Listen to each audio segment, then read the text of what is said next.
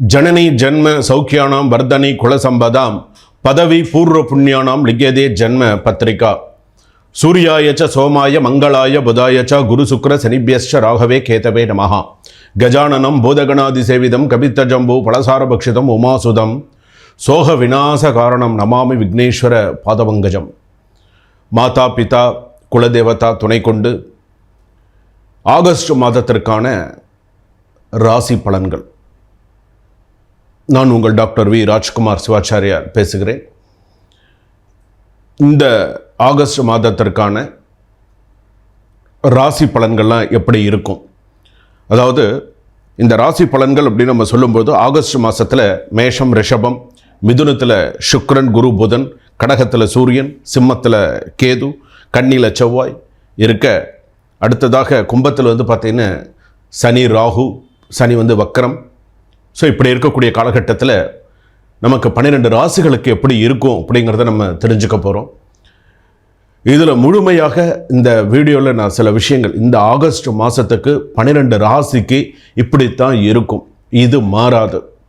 இந்த ராசிகளுக்கெல்லாம் இப்படி தான் இருக்கும், என்னென்ன கஷ்டங்கள் இருக்கும், என்னென்ன பாசிட்டிவ், என்னென்ன நெகட்டிவ் இருக்குது அப்படிங்கிறத நான் சொல்ல போகிறேன். அதில் முக்கியமான சில பரிகாரங்களோடு, சில ஸ்லோகங்களோடு சில விஷயங்கள் நான் சொல்ல போகிறேன். கடைசி வரைக்கும் வீடியோ ஸ்கிப் பண்ணாமல் பாருங்கள். அப்போ தான் என்ன சொல்ல வராங்க, அப்போ தான் உங்களுடைய சந்தேகங்கள் கமெண்ட்ஸில் நீங்கள் சொன்னீங்கன்னா கூட அதை அடுத்ததாக உங்களுக்கு சொல்கிறதுக்கு ஈஸியாக இருக்கும். உங்களுடைய சுய ஜாதகம் அப்படின்னு ஒன்று இருக்குது, ஜென்ம ஜாதகம்னு ஒன்று இருக்குது. ஸோ அதுபடி உங்களுக்கு வந்து பார்த்திங்கன்னா சில மாறுதல்கள் வரலாம். ஆனால் இந்த பொது பலன்கள் அப்படிங்கிறது வந்து பார்த்திங்கன்னா 12 ராசிக்குமே இது பொதுவான பலன்கள். இவங்களுக்கு இப்படி தான் இருக்கும், மேஷ ராசின்னு இப்படி தான் இருக்கும். சில பேருக்கு இந்த பொது பலன்களே எல்லாருக்கும் பொருந்தின மாதிரி இருக்கும். இப்போ எத்தனையோ பேர் எனக்கு டைரெக்டாக கால் பண்ணி சொல்லுவாங்க, சுவாமி நீங்கள் சொல்லக்கூடிய நேர்லேயே வந்து சொல்லியிருக்காங்க, நேர்லேயே எந்த ஊரில் இருக்காங்களோ அந்த ஊர்லேருந்து நேரடியாக வந்து சுவாமி நீங்கள் சொன்ன அப்போல்லாம் நீ எனக்கே சொன்ன மாதிரி இருக்குது அப்படின்னு சொல்லி. சில பேருக்கு மாறி கூட இருக்கலாம். ஆனால் உங்களுடைய சுய ஜாதகத்தை ஒரு குறைந்த கட்டணத்தோடு ஒரு அப்பாயின்மெண்ட் ஃபிக்ஸ் பண்ணிட்டு, ஒரு சார் சுவாமி நான் இந்த டைமில் நான் உங்ககிட்ட வீடியோ காலில் பேசுகிறேன், நார்மல் காலில் உங்ககிட்ட பேசுகிறேன், ஸோ நான் இதெல்லாம் நான் என் ஜாதகப்படி நான் கேட்க விரும்புகிறேன். எதிர்கால வாழ்க்கை, இதுக்கு அடுத்து வரக்கூடிய 2026, 27, 28 எனக்கு எப்படி இருக்கும், நான் எந்த விஷயத்தில் கவனமாக இருக்கணும், எப்படி இருக்கணும், என்னுடைய மற்ற விஷயங்கள்லாம் எப்படி இருக்கும், உத்தியோகம், என்னுடைய சொந்த தொழில் எல்லாமே எனக்கு எப்படி இருக்கும் அப்படிங்கிறத நீங்கள் முழுமையாக தெரிந்து கொள்ளலாம். வாங்க. கன்னிராசி நேயர்களே, உங்களுக்கான ஆகஸ்ட் மாத ராசி பலன்கள் எப்படி இருக்கும், கன்னிராசிக்கு என்னென்ன மாதிரியான சில சூழ்நிலைகள்லாம் வருது அப்படிங்கிறத நம்ம பார்க்க போகிறோம். கன்னிராசிக்கான விஷயம் வந்து என்னென்னா, நல்ல வாய்ப்புகள் வரக்கூடிய மாதம் ஆகஸ்ட் மாதம். நல்ல வாய்ப்புகள்லாம் வரும், நிறைய நல்ல செய்திகள், நல்ல விஷயங்கள்லாம் நிறைய உங்களை சேர்ந்து வரப்போகிறது. வேலை இல்லாதவர்களுக்கு வேலை விஷயங்களாக இருக்கட்டும், வெளிநாடு விசாவாக இருக்கட்டும், ஒரு நிறைய நல்ல விஷயங்களாக உங்களை தேடி வரக்கூடிய வாய்ப்புகள் ஆகஸ்ட் மாதம் சிறப்பாக இருக்குது. ஸோ கவலைப்படாதீங்க. அடுத்ததாக வந்து பார்த்திங்க அப்படின்னு சொன்னால், புதிய பதவி முன்பாகவே அறிவிக்கலாம். ஏதாவது ஒரு பதவி வரப்போகிறது, ஏதாவது ஒரு விஷயம் வரப்போகுது, ஒரு இன்டர்வியூ அட்டன் பண்ணியிருக்கீங்க, அது ஒரு விஷயமா உங்களுக்கு ஏதாவது நல்ல செய்திகள் வரணும்னு, உங்களுக்கு இந்த பதவி கிடைக்க போகுது, உங்களுக்கு இந்த வேலை கிடைக்க போகுது, இந்த விஷயம் கிடைக்க போகுதுங்கிறது உங்களுக்கு முன்பாகவே தெரியக்கூடிய ஒரு சூழ்நிலைகள் கண்டிப்பாக உண்டு. குழந்தை, அதே போல் குடும்பம் அப்படின்னு எடுத்துக்கும்போது கணவன் மனைவி சிறப்பாக இருப்பார்கள், ஒத்துமையாக நிறைய விஷயங்கள் பேசி செய்யக்கூடிய சூழ்நிலைகள், இது எல்லாமே ஜாதகத்தில் நல்லபடியாக வரும். குடும்பத்தை பொறுத்த அளவுக்கு அனுசரித்து செல்ல வேண்டும். சிறு வாக்குவாதங்களை தவிர்த்து நல்லபடியாக அனுசரித்து போனால் சிறப்பாக இருக்கும். குழந்தை நலன் அதிக அக்கறை தேவை. குழந்தைகளோட வீட்டில் சிறு குழந்தைகள் இருக்காங்கன்னா அக்கறை அதிகமாக தேவை. குழந்தைகளுக்கு உடல்நிலை பாதிப்பு வரும். ஸோ கவனமாக இருங்க. வாழ்க்கையில் எடுத்துட்டோம்னு சொன்னால், காதல் அப்படின்னு எடுத்துக்கும்போது, திருமணம் அப்படின்னு எடுத்துக்கும்பொழுது, காதல் ஓரளவுக்கு சில விஷயங்கள் கன்னிராசிக்கு கேட்க வேண்டாம், ஏதாவது ஒரு நல்ல விஷயங்கள் நடக்கிறதுக்கான வாய்ப்புகள் உண்டு. அதே போல் வந்து பார்த்திங்கன்னா, புதிய நபர் ஒருவர் உங்கள் வாழ்க்கைக்கு வரக்கூடும். புதிய நபர்கள், யாராவது ஒரு நபர் வரக்கூடிய சூழ்நிலைகள் உண்டு. வாடிக்கையாளர், தொழில் விஷயத்தில் வாடிக்கையாளர்கள் அதிகரிக்கக்கூடிய வாய்ப்புகள் நிறையா உண்டு. புதிய வாடிக்கையாளர்கள்லாம் நிறையா வரக்கூடியவர்கள் தொழில் விஷயத்தில் நிறைய சக்ஸஸ்ஃபுல்லாக வரும். சொத்து சிக்கல்கள் தீரக்கூடிய சூழ்நிலைகள் வந்தாச்சு. நீதிமன்றத்தில் சாதகமான தீர்ப்புகள் வரக்கூடிய நேரம் வந்தாச்சு. உயர்கல்விக்கு வாய்ப்புகள், மாணவ மாணவிகளுக்கு உயர்கல்விக்கான வாய்ப்புகள் சிறப்பாக இருக்கக்கூடியது. பழைய பிணைகளை அறுத்துவிடும். உங்களுடைய கர்மா அப்படின்னு சொல்கிறாலே, பழைய கர்மா ஏதாவது இருந்ததுன்னா அதெல்லாம் விட்டொழிந்து போகக்கூடிய டைம் உங்களுக்கு வந்தாச்சு அப்படின்னு கூட சொல்லலாம். அதே போல் வயிறு, குடல் இதெல்லாம் வந்து அதிகமாக இருக்கும். சித்தர் வழிபாடு நிறைய பண்ணணும். சித்தர் சம்மந்தப்பட்ட வழிபாடு, இந்த சித்தர் வழிபாடுலேயே அதிகமாக இந்த கேளக்கிய சித்தர்லாம் சொல்கிறாங்க.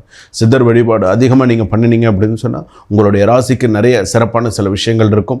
தர்மசாஸ்தா கோயிலுக்கு போயிட்டு வாங்க, ஐயப்பன் கோயிலுக்கு போயிட்டு வாங்க. மகாவிஷ்ணு, மகாலட்சுமி வழிபாடெல்லாம் உங்களுக்கு சிறப்பாக இருக்கக்கூடியதாக இருக்கும். அதிர்ஷ்ட எண்கள் 2, தவிர்க்க வேண்டிய எண்கள் 9. அதிர்ஷ்டமான கடவுள் தட்சிணாமூர்த்தி வழிபாடு நிறையா பண்ணுங்கள். பாசிட்டிவ் வந்து பார்த்தீங்கன்னா விருப்பப்பட்ட நிகழ்வுகள் நடக்கும். நெகட்டிவான விஷயங்கள், உறுதிப்படுத்தாத நபர்களை நம்ப வேண்டாம். இதை நீங்கள் உங்கள் மைண்ட் செட்டில் பண்ணிக்கோங்க. இப்படி தான், இந்த விஷயந்தான் அப்படிங்கிறத கொஞ்சம் பண்ணிட்டீங்க அப்படின்னு சொன்னால் உங்கள் ராசிக்கு வந்து சிறப்பான ஒரு சூழ்நிலைகள் இருக்கும். அடுத்ததாக வந்து பார்த்தீங்க அப்படின்னு சொன்னால் அரசாங்க உத்தியோகத்தில் இருக்கக்கூடிய கன்னிராசி நேயர்கள் ரொம்ப நிதானித்து சில விஷயங்களை பண்ணுங்கள். அவசரப்பட்டு எந்த ஒரு விஷயத்துலையும் தலையிடாதீங்க. நோய் நொடி அப்படின்னு எடுத்துக்கும் போது உடல்நிலை பாதிப்பும் அலைச்சலும் அதிகமாக இருக்கும். அலைச்சல் திருச்சல் அதிகமாக இருக்கும், டென்ஷனாக இருக்கும். எந்த வேலை எப்படி செய்கிறது, என்ன பண்ணுறது. சில நேரத்தில் வந்து பார்த்திங்கன்னா வேலையே சில பேருக்கு கேள்விக்குறியாக இருக்கும். இவ்வளோ நாள் நான் நல்ல வேலையில் இருந்தேன், இனிமேல் நான் போகிற வேலை எனக்கு நல்ல வேலை அமையுமா, இதுக்கப்புறம் நான் போகிற விஷயங்கள் எனக்கு நல்ல விஷயமா எனக்கு அமையுமாங்கிற சில குழப்பங்கள் சில பேருக்கு நிறையா வந்துடும். வேலை இல்லாமல் இருக்கிறதுக்கு இப்போ ஒரு வேலை கிடைச்சதா, தயவுசெய்து கிடைச்ச வேலையை கொஞ்சம் பயன்படுத்திக்குவாங்க. கொஞ்ச நாளைக்கு பயன்படுத்திக்குவாங்க. அதுக்கப்புறம் நல்ல நேரம் வரும்போது அதுக்கப்புறமா நான் அப்புறமா பார்த்துக்கலாம் எந்த ஒரு விஷயமும். ஷேர் மார்க்கெட்டில் வந்து உங்களுக்கு அந்த அளவுக்கு கன்னி ராசிக்கு வந்து ஷேர் மார்க்கெட் அந்த அளவுக்கு ஒத்து போகாது. பணம் எவ்வளோ வந்தாலும் சில நேரத்தில் லாஸ் ஆகிறதுக்கு அதுன வாய்ப்புகள் தான் நிறையா இருக்கும். அதனால் ட்ரேடிங்கெலாம் வந்து நிறையா அனுபவங்கள் இருக்கணும். அதில் நம்ம இப்போ முதலீடு பண்ணுறீங்க அப்படின்னு சொன்னால் நார்மலாக முதலீடு பண்ணி கொஞ்சம் கொஞ்சமாக வேணால் பண்ணலாமே தவிர எடுத்தோடனே அகலக்கால் வச்சு அதில் போயிடாதீங்க. சிறு குறு தொழில்கள் நல்ல சிறப்பாக இருக்கக்கூடிய சூழ்நிலைகள் உண்டு. விவசாயம் அதிக லாபத்தை தரக்கூடியதாக இருக்கும். சில நேரத்தில் வந்து பார்த்திங்கன்னா முன்னோர்கள் குறை அப்படிங்கிறது இருக்கும். குலதெய்வ கர்மா அப்படிங்கிறது உங்கள் ஜாதகத்தில் இருக்குது. குலதெய்வ கர்மா அப்படிங்கிறது ஒன்று இருக்குது பாருங்கள். முன்னோர்கள் குறை நிறையா இருக்குது. அதெல்லாம் போய் நிவர்த்தி பண்ணுங்கள். அகால மரணம் உங்கள் குடும்பத்தில் நடைபெற்று இருக்குது.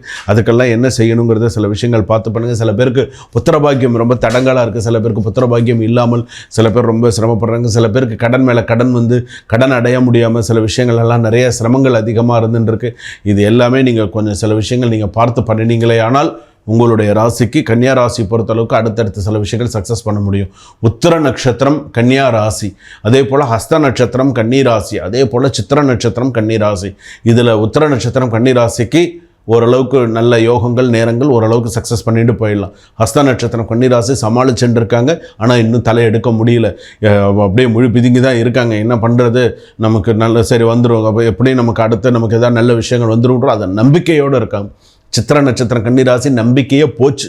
எல்லா விஷயத்திலும் நம்பிக்கை போச்சு. கல்யாணத்தில் நம்பிக்கை போச்சு. கல்யாணம் பண்ணியிருந்தால் நம்பிக்கை போச்சு. ஏதாவது ஒரு விஷயத்தில் வந்து பார்த்திங்கன்னா இவங்களுக்கு வந்து பார்த்திங்கன்னா ஒரு ஆணாக இருந்தாலும் சரி பெண்ணாக இருந்தாலும் போராட்டமே வாழ்க்கையாக இருக்கும். சித்திர நட்சத்திரம் கன்னிராசி ஆணாக இருந்தாலும் சரி பெண்ணாக இருந்தாலும் சரி ரொம்ப போராடி ஜெயிக்கணும். நம்பி ஏமாந்ததுலேருந்து, நம்பிக்கை துரோகம் பார்த்ததுலேருந்து எல்லா விஷயத்துலையும் இவங்க கடந்து வர்றது அப்படிங்கிறது ரொம்ப சிரமமான விஷயம். அதனால் கன்னிராசி பொறுத்த அளவுக்கு உங்களுடைய ராசிக்கான சில விஷயங்கள், உங்களுக்கான ராசிக்கான சில விஷயங்கள், வாராகி அம்மன் வழிபாடு நம்பிக்கையோடு பண்ணுங்கள். ஓம் ஐம் ஹ்ரீம் ஸ்ரீம் வாராகி தேவி நமோ நமஹா. வாராகி வழிபாடு நிறையா பண்ணுங்கள். எவ்வளோக்குள்ள வாராகி அம்மன் வழிபாடு உங்களுக்கு பண்ணுறீங்களோ நல்ல. பிரத்யங்கரா தேவி வழிபாடு பண்ணுங்கள். நிறைய நல்ல விஷயங்கள் நடக்கும். சரபேஸ்வரர் வழிபாடு எங்கேயாவது நடக்கிறதா போய் பார்த்துட்டு வாங்க. ராதா கல்யாணம் எங்கேயாவது நடக்கிறதா போய் பார்த்துட்டு வாங்க. இதெல்லாம் உங்களுக்கு நல்ல சிறப்பை தரக்கூடியதாக இருக்கும். படிப்பில் நிறைய மாணவிகள் படிப்பில் நிறைய கான்சன்ட்ரேட் பண்ணுங்கள். இப்போ இருக்கக்கூடிய கான்சன்ட்ரேட் பத்தாது. இன்னும் நிறைய கான்சன்ட்ரேட் பண்ணுங்கள். நிறைய நல்ல விஷயங்களை பண்ணுங்கள். சரிங்களா? சுபம். வாழ்க வளமுடன்.